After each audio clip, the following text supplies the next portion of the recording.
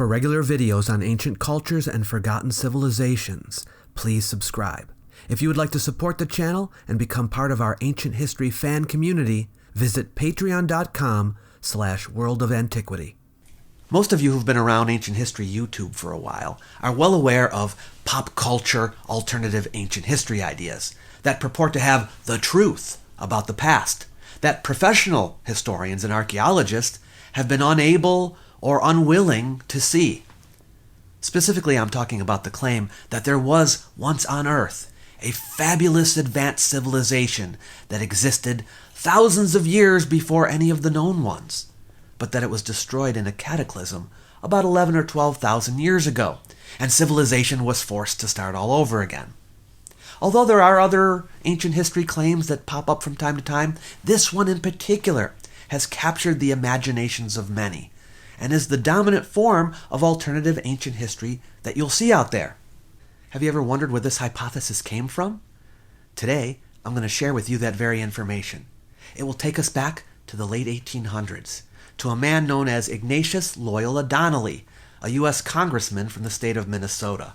He's considered the father of modern alternative ancient history claims. Basically, almost all the ideas you see being bandied about go back to him, whether that be ancient aliens or the more moderate idea about Atlanteans, which is closer to what Donnelly believed. I've teamed up with 2 other YouTube channels to do a full overview of Donnelly and his claims. Technically, my video is considered the 3rd in the series.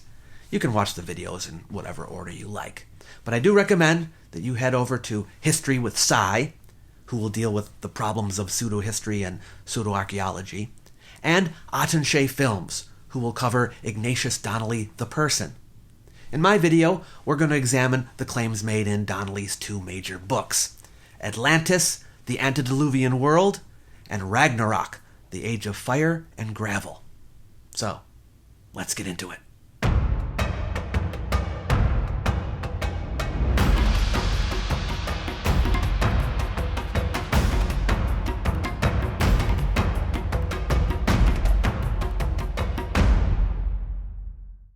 Welcome to the Myths of Ancient History series, which is aimed at dispelling common misconceptions about the past. My name is David Miano. I'm an ancient historian and a teacher by day, and I will share with you what I've found out over the years so that you can understand a little better why historians and archaeologists say what they do about the ancient world.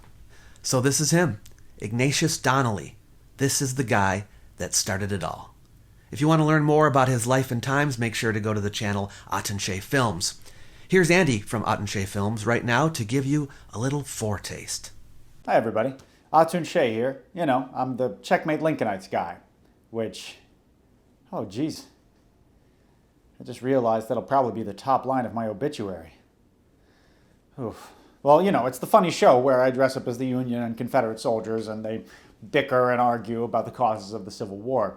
I might not seem like the kind of guy who would be the obvious choice to collaborate with David about Atlantis. I mean, what does American history have to do with alternative archaeology? Well, turns out a whole hell of a lot. See, Ignatius Donnelly, the author of Atlantis, the Antediluvian World, which is the book that kick-started the modern obsession with Atlantis, was an American politician during the Civil War and Reconstruction. In fact, he represented his state of Minnesota for 3 terms in the United States Congress. And his life and personality informed his theories about Atlantis much more than any archaeological evidence did. I go much deeper into his life, his career, what made him tick, all that in a companion video on my channel. So be sure to check that out. All right, David, back to you. Thanks, Andy. So what were Donnelly's ideas that proved to be so influential? In his Atlantis book, Donnelly makes the following claims. 1. That there once existed in the Atlantic Ocean, opposite the mouth of the Mediterranean Sea, a large island which was the remnant of an Atlantic continent and known to the ancient world as Atlantis. 2. That the description of this island given by Plato is not, as has been long supposed, a fable, but veritable history. 3. That Atlantis was the region where man first rose from a state of barbarism to civilization. 4. That it became in the course of ages a populous and mighty nation, from whose overflowings the shores of the Gulf of Mexico, the Mississippi River, the Amazon, the Pacific coast of South America, the Mediterranean, the west coast of Europe and Africa, the Baltic, the Black Sea, and the Caspian were populated by civilized nations. 5. That it was the true antediluvian world, the Garden of Eden, the gardens of the Hesperides, the Elysian fields, the gardens of Alcinous, the Mesomphalos, the Olympus, the Asgard of the traditions of the ancient nations, representing a universal memory of a great land where early mankind dwelt for ages in peace and happiness. 6. That the gods and goddesses of the ancient Greeks, the Phoenicians, the Hindus, and the Scandinavians were simply the kings, queens, and heroes of Atlantis, and the acts attributed to them in mythology are a confused recollection of real historical events. 7. That the mythology of Egypt and Peru represented the original religion of Atlantis, which was sun worship. 8. That the oldest colony formed by the Atlanteans was probably in Egypt, whose civilization was a reproduction of that of the Atlantic island. 9. That the implements of the Bronze Age of Europe were derived from Atlantis. The Atlanteans were also the first manufacturers of iron. 10. That the Phoenician alphabet, parent of all the European alphabets, was derived from an Atlantis alphabet, which was also conveyed from Atlantis to the Mayas of Central America. 11. That Atlantis was the original seat of the Aryan or Indo-European family of nations, as well as of the Semitic peoples and possibly also of the Turanian races. 12. That Atlantis perished in a terrible convulsion of nature, in which the whole island sunk into the ocean with nearly all of its inhabitants. 13. That a few persons escaped in ships and on rafts and carried to the nations east and west the tidings of the appalling catastrophe, which has survived to our own time in the flood and deluge legends of the different nations of the Old and New Worlds. In his Ragnarok book, he makes these basic arguments. 1. That there is a section of the Earth's bedrock that is unstratified and contains no evidence of life, which he calls the drift. 2. The drift is evidence of a great worldwide catastrophe that occurred 12,000 years ago. 3. The catastrophe was caused by a comet impact. 4. The catastrophe destroyed an advanced civilization that caused the survivors to seek refuge in caves. 5. The myths and legends of the world confirm this theory. Let's consider how he reasons these things out.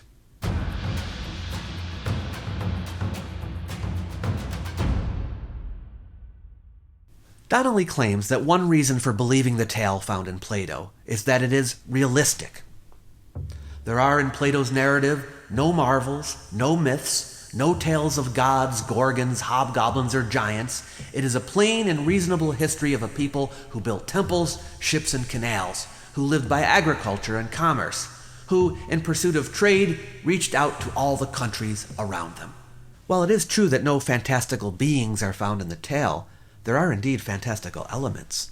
You see, at the time that the story is set, 9,000 years before Socrates, the type of technology Critias describes is completely anachronistic.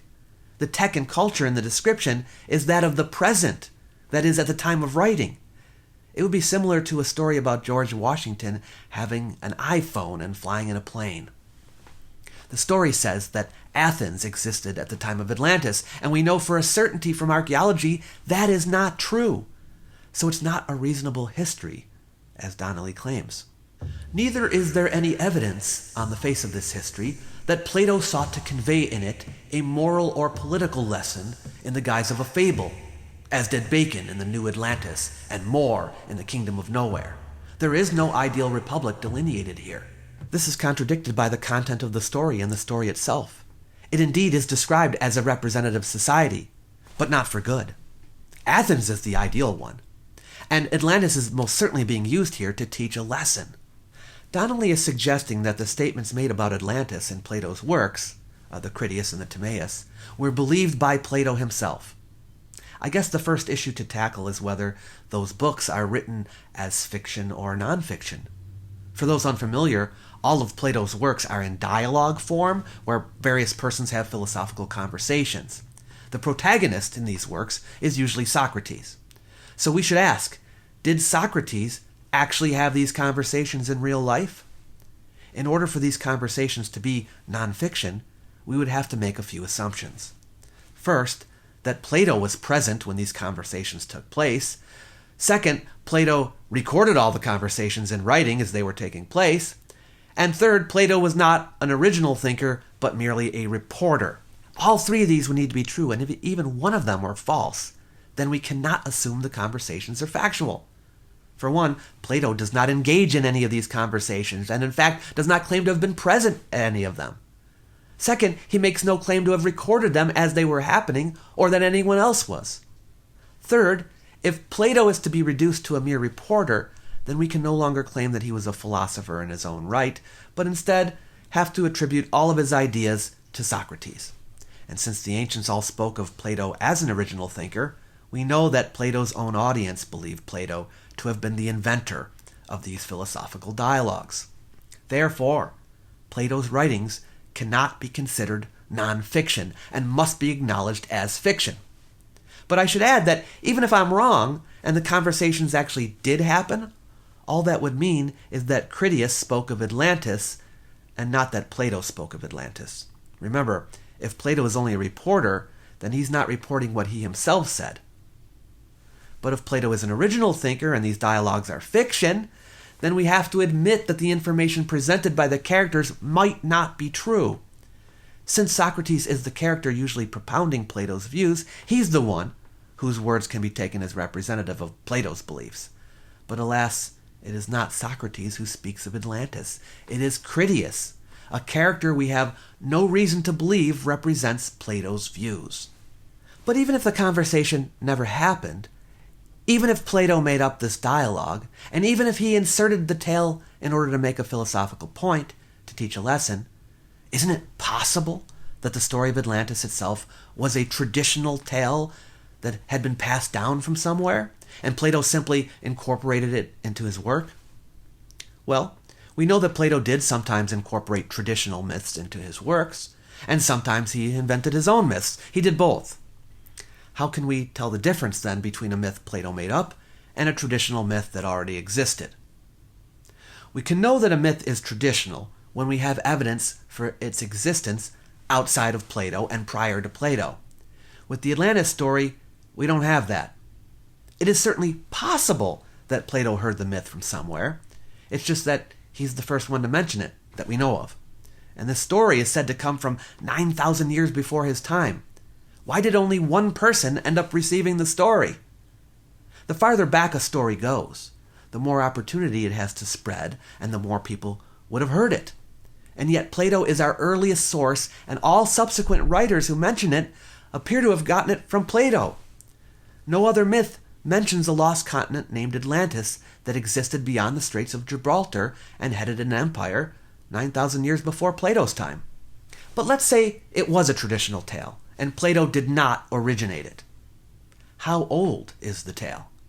It could very well be a lot younger than 9,000 years old. In fact, it's highly unlikely that it would be 9,000 years old by the time it reached Plato. What are the chances of any story surviving 9,000 years being spread by word of mouth and transferred from one language to another? Close to zero. Remember, the longer that time passes, the less close to the truth we get. So even if the tale preceded Plato, it's unlikely to have been 9,000 years old. It's just too far-fetched. Now, there have been some ideas about where the story could have originated if it did indeed precede Plato. Here is Cy from the History with Cy channel to offer a possible explanation. Thanks, David. For a good part of the 5th century BC, the city of Athens was going through a period of great material prosperity as well as territorial expansion. In order to perhaps warn his fellow Athenians of the dangers of hubris, Plato told the story of the ancient civilization of Atlantis. As David just pointed out, the tale may not have originated with Plato. If so, where did it come from? There are many scholars who believe that Plato's story may have been based off legends and folktales about the decline and fall of the great Minoan civilization based on the island of Crete some 1100 years prior. Many of these scholars argue that the catalyst of this decline may have been a massive volcanic eruption on the nearby island of Thera, better known today by the name Santorini. At that time, around 1600 BC, Thera was part of the Minoan Maritime Empire. However, the volcanic eruption caused a large part of Thera to become submerged beneath the sea. It also spawned several earthquakes, tsunamis, and clouds of volcanic ash whose effects could be felt and seen throughout the eastern Mediterranean, including on Crete. Plato's Atlantis may have been based on a distorted memory of the destruction of Thera and the eventual downfall of Minoan civilization shortly afterward. Though not 9,000 years before Plato, these events were still in the remote past, even before the Trojan War, which to the people of classical Athens was ancient history. By Plato's day, the details of such a catastrophic event would have been forgotten, and the story would have become the stuff of myth and legend. We may never truly know from where Plato's story of Atlantis came from, but it's safe to say neither did Donnelly. Back to you, David. Thank you, Sai. Don't forget to check out Sai's companion video to this one over on the History with Sai channel. Now, Donnelly argues that the truth of the Atlantis narrative is corroborated by other ancient writers, Proclus, Aelian, Marcellus, and Diodorus Siculus. But all of these writers lived after Plato and knew of his work. How then can they be assumed to be sources independent of Plato? They can't. Donnelly writes, "We find in Plato's narrative the names of some of the Phoenician deities among the kings of Atlantis. Where did the Greek Plato get these names if the story is a fable?" But the Greeks of Plato's time were familiar with Phoenician deities.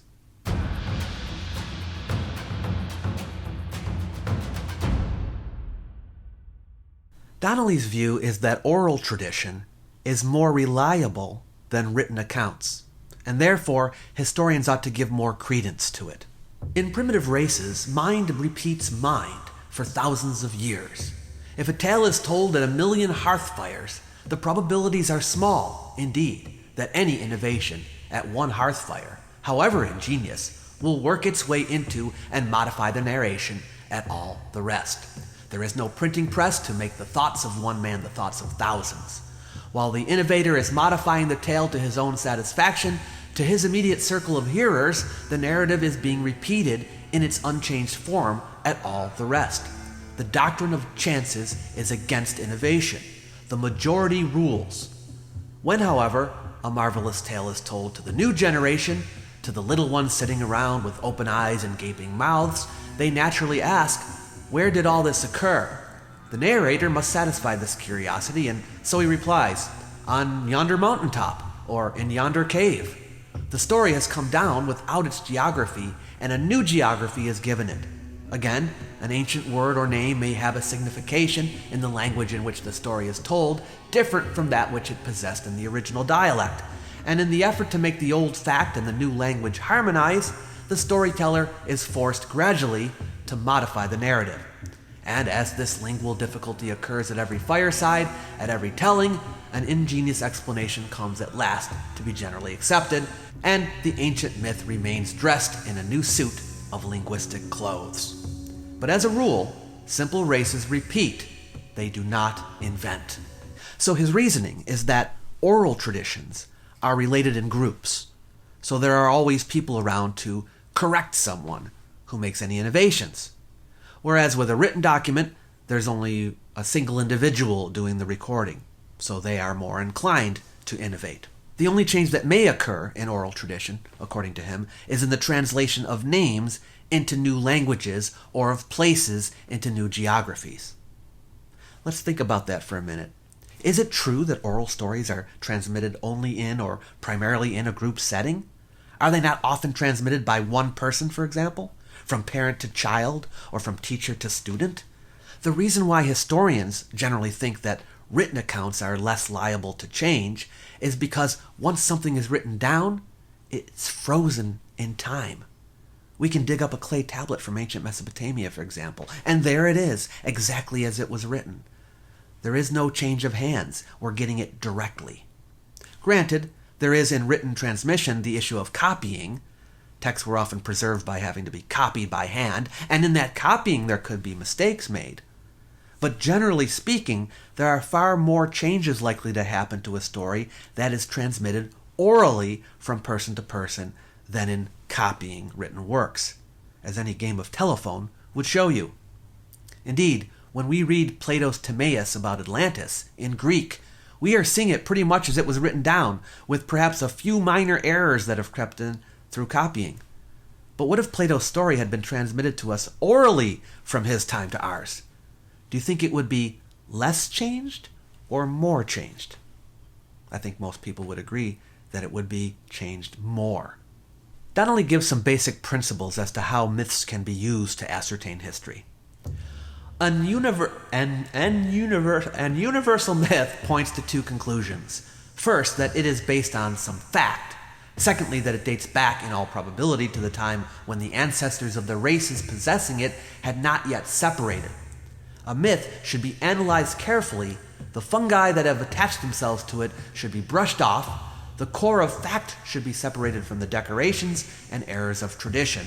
But above all, it must be remembered that we cannot depend upon either the geography or the chronology of a myth. Let's say that we do come across a myth that is universal. By what logic has he determined that it must be based on some fact? Couldn't, for example, a myth that could be traced back to the ancestors of the races before they had separated itself still have sprung from the human imagination? There's nothing that suggests it must be based on fact just because it's old. It is interesting that he says that the geography and the chronology of a myth cannot be relied upon. So I guess that would apply to Plato's myth of Atlantis as well. Why assume that his date is correct? And yet Donnelly does. But apart from these, I think we should address the validity of the idea of a universal myth. By universal, he means a story that can be found around the entire globe. Is there such a thing? I think you would have a hard time finding any myth that could be considered universal. I mean, you might be able to find a story that includes a basic idea, such as that the gods made the earth, or that there was a flood or fire or storm that killed a bunch of people. Ideas like these are ubiquitous. But when you look at the details of these stories, they prove to be quite different. The similarities are superficial and not by any stretch of the imagination remarkable. Indeed, the myths that are the most similar are the ones that are geographically near. And if you look around the world, you will find that Plato's story of Atlantis is not universal unless you take away 99% of it.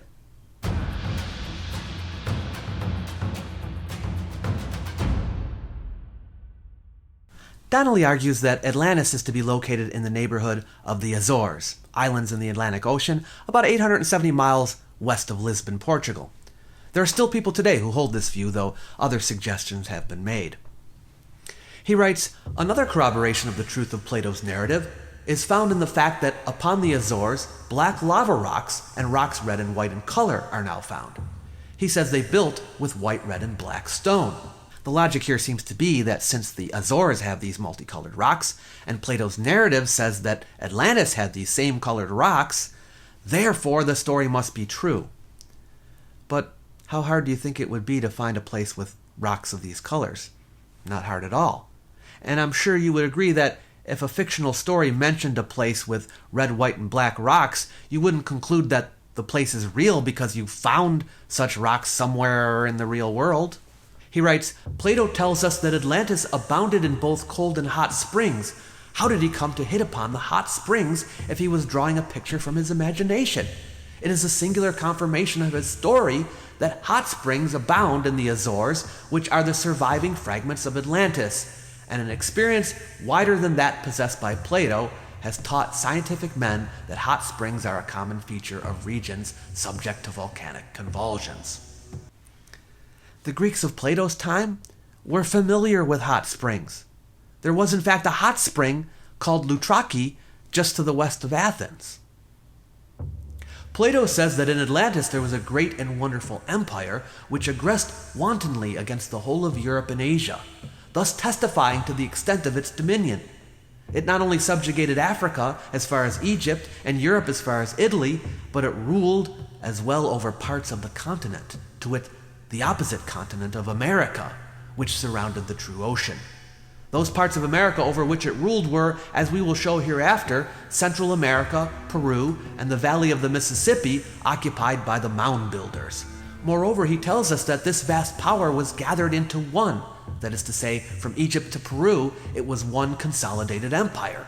We will see hereafter that the legends of the Hindus as to Deva Nahusha distinctly refer to this vast empire, which covered the whole of the known world. What Donnelly doesn't seem to realize is how the Greeks conceived of the world. They had no knowledge of an American continent. When Critias speaks of an opposite continent that surrounded the true ocean, he's speaking of a continent hypothesized by some Greek philosophers to have existed on the other side of the world. None of them had seen such a continent. They just presumed one might be there. They didn't arrive at this conclusion by consulting myth, but through reasoning. But more importantly, Critias does not say that Atlantis ruled all these lands. He says it made an expedition against Europe and Asia, which ultimately failed.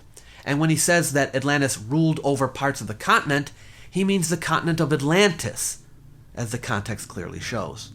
One of the most jaw-dropping conclusions that Donnelly makes is that all technological knowledge thought to have been invented by known ancient civilizations was actually invented by Atlantis. In 6,000 years, the world made no advance on the civilization which it received from Atlantis. Phoenicia, Egypt, Chaldea, India, Greece, and Rome passed the torch of civilization from one to the other. But in all that lapse of time, they added nothing to the arts which existed at the earliest period of Egyptian history. In architecture, sculpture, painting, engraving, mining, metallurgy, navigation, pottery, glassware, the construction of canals, roads, and aqueducts, the arts of Phoenicia and Egypt extended without material change or improvement to a period but 200 or 300 years ago.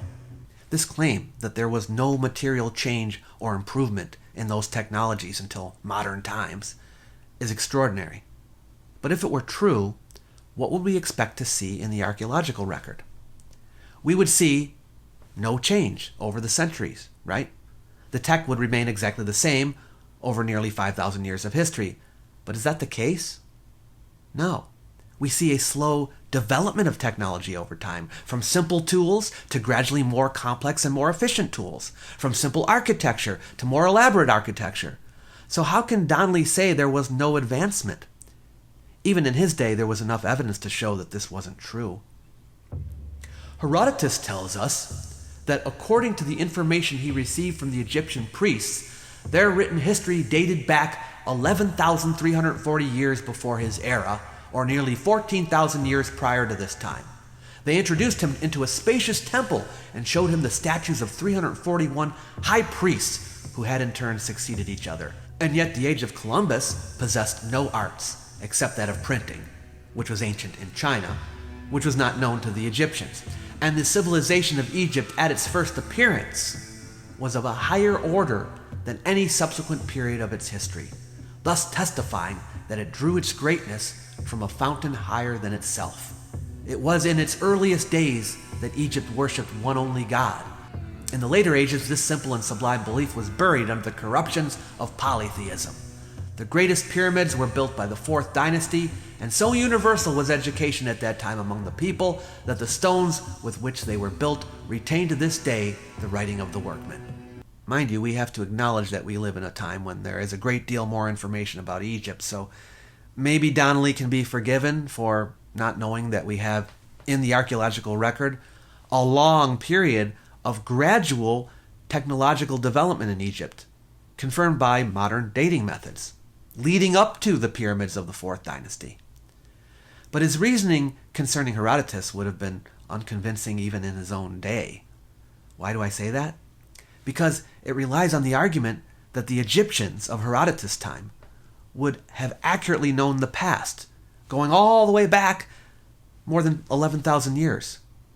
We have written documentation of the Egyptians not knowing accurately things that happened in their own country a mere few centuries previously. And Donnelly is mistaken that they had statues of 341 high priests in a temple. No, the original Greek text of Herodotus says the priests told him their civilization goes back 341 generations. They didn't have 341 statues. Again, How would they know how many generations back their civilization went if written records didn't go back that far? Our earliest evidence for the Egyptians to be able to write in complete sentences is in the Second Dynasty, around 2700 BCE. More reliable than the reminiscences of the late period Egyptians is the archaeological evidence, which has established conclusively that Egyptian civilization is not even close to being that old. The fact is, it started in the Neolithic period and gradually grew and developed and didn't become urbanized until the early 3rd millennium BCE. The Egyptians boasted about the age of their civilization for a long time. There was, after all, a competition for age among the various ancient civilizations. And just as in a story about a fish the fisherman caught that gets larger with each telling, so the age of Egyptian civilization grew with each telling. Donnelly argues that the arts and sciences found all around the world are too similar to each other to have been invented independently, and therefore must have arisen from a common source. If we find on both sides of the Atlantic precisely the same arts, sciences, religious beliefs, habits, customs, and traditions, it is absurd to say that the peoples of the two continents arrived separately by precisely the same steps at precisely the same ends.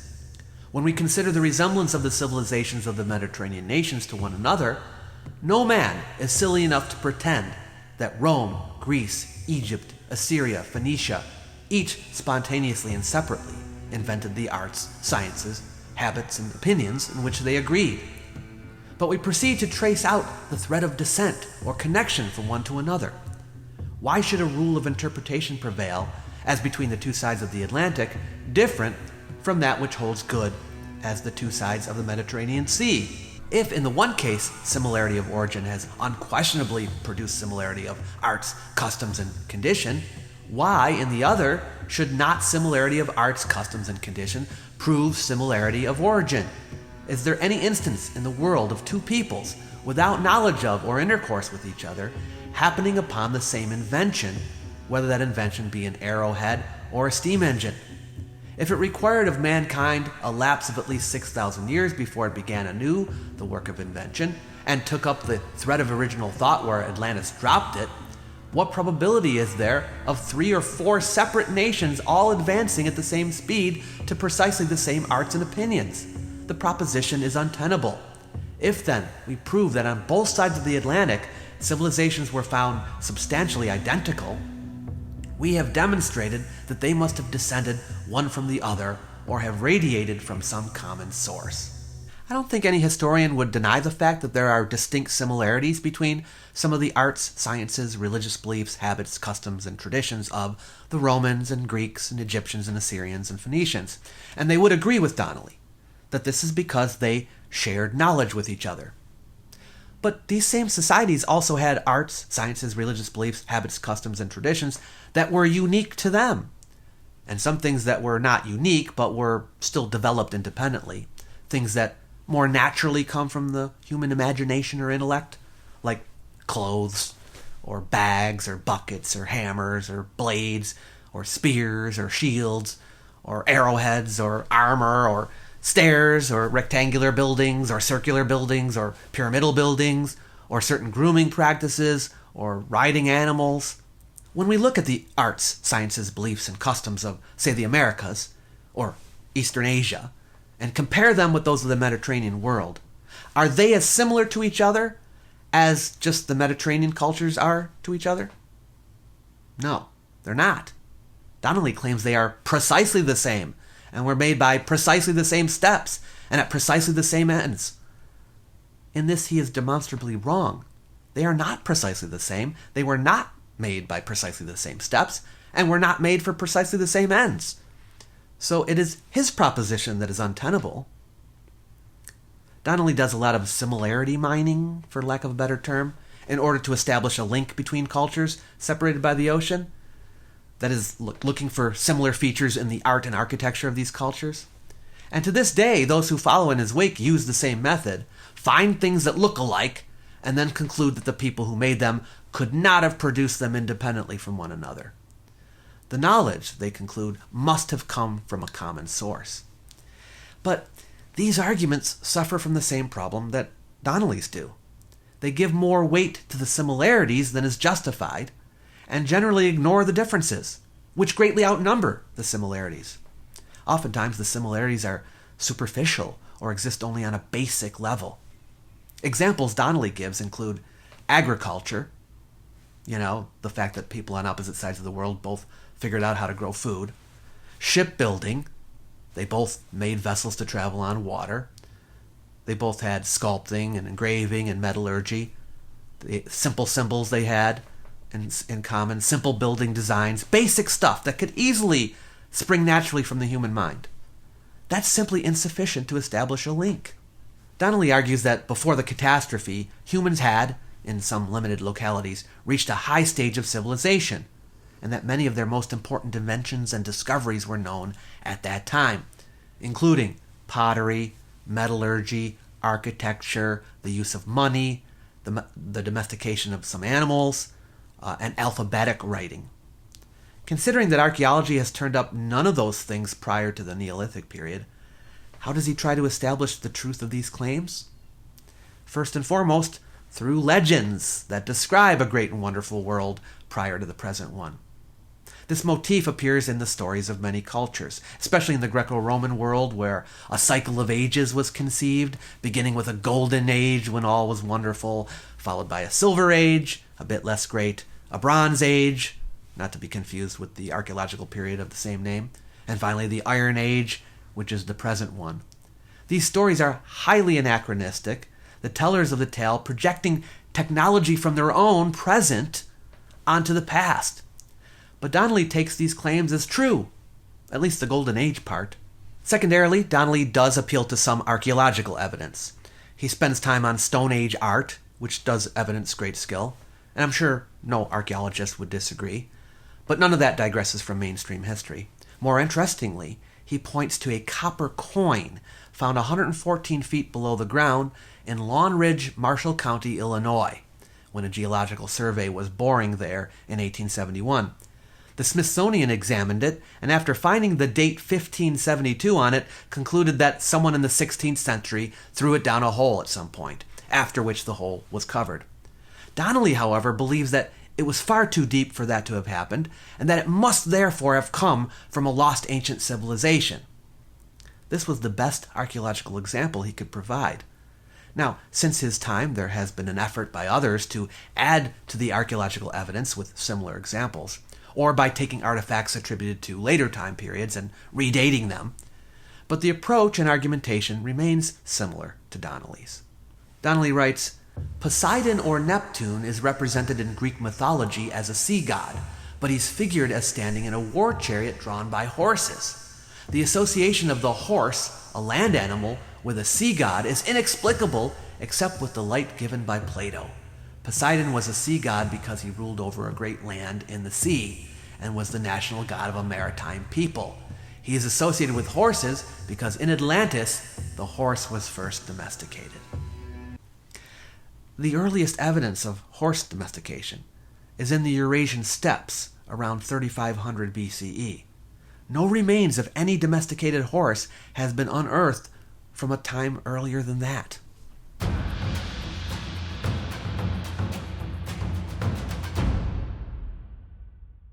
Donnelly writes, It is utterly impossible that the races of the whole world, of all the continents and islands, could have preserved traditions from the most remote ages of a comet having struck the earth, of the great heat, the conflagration, the cave life, the age of darkness, and the return of the sun, and yet these things have had no basis of fact. It was not possible for the primitive mind to have imagined these things if they had never occurred. There are no myths that speak of a comet striking the earth. As for the rest, conflagrations, living in caves, darkness, returning of the sun, it is reasonable to suppose that people around the world would have experienced these things, and that it would be retained in their memories. I don't think anyone would have a problem with that conclusion. But since these natural phenomena would have occurred all around the world, then it doesn't necessitate the people all being together in one place or originating in one society to explain the common experiences. Donnelly turns to myths around the world to support the idea that a comet struck the Earth 12,000 years ago. Time doesn't permit us to treat each individual example, but Donnelly employed the same reasoning with each one. First, the myths do not explicitly mention a comet, but their descriptions, when viewed in a certain way, could be construed as a description of a comet. Of course, they could be construed as referring to any number of things. But one thing is for sure, in every single case, the author does not have a comet in mind when telling the tale. He would have no knowledge of comets, and in most cases is describing events in terms of the supernatural. I think Donnelly would agree with that. He would just say they misunderstood the true meaning of the occurrence. Second, the myths come from all different time periods, and none of them are from the time of the Comet Impact, and are removed from it by thousands of years. Nevertheless, Donnelly reasons somehow accurate information was preserved even though the author might not know it. With the freedom to pick and choose whatever parts of the myths he desires to take as historical, and with the freedom to date the myth to a period 12,000 years ago, no matter when it was written and no matter what time period it purports to describe, and with the freedom to take the stories completely out of context and to change the names of the peoples and places involved, Donnelly has created a formula by which he can never be argued against.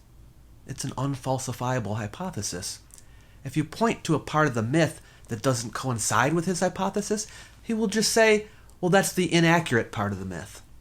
Anyway, there's so much more we could talk about with Donnelly, but this video's gotten too long already. I am very appreciative that you stayed with me all the way to the end. I hope you liked it. If you haven't subbed to the channel yet, please subscribe, give the video a like, and we will see you again with another episode of Myths of Ancient History next month. You might like my little e-booklet, Why Ancient History Matters. It's designed to persuade people that the subject is important, even in the modern world. You might also wish to use it to help spread the word. So feel free to share it with someone you know. It's free for anyone who wants it. I've left a link in the description box below the video for you to grab a copy. Catch you later.